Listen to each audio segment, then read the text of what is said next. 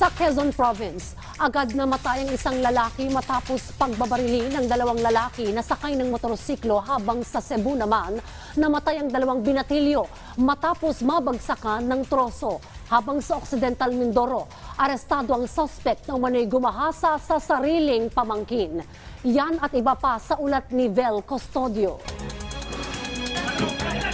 Sa Cebu, dalawang binatilyo patay matapos mabagsakan ng troso.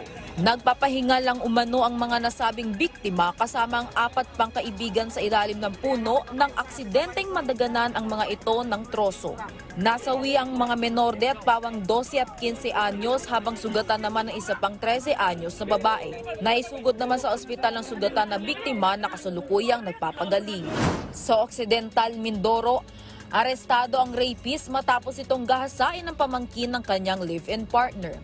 5 beses na umanong naulit ang panggagahasa sa dalagitan ni alias Ronron. Ayon sa salaysay ng biktima, tumityempo ang suspect sa tuwing naiiwan ito sa bahay kasama ang rape victim. Nasa ilalim na ng pangangalaga ng Women and Children Protection Desk ang biktima at sumasailalim sa intervention. Sa Quezon Province, pinaulan na naman ng bala ang isang lalaki na hindi pa tukoy na riding in tandem. Naisugod pa ang biktima sa pagamutan pero idineklara ding dead on arrival. Na-recover mula sa crime scene ang 7 basyong caliber .55 at isang fire slug.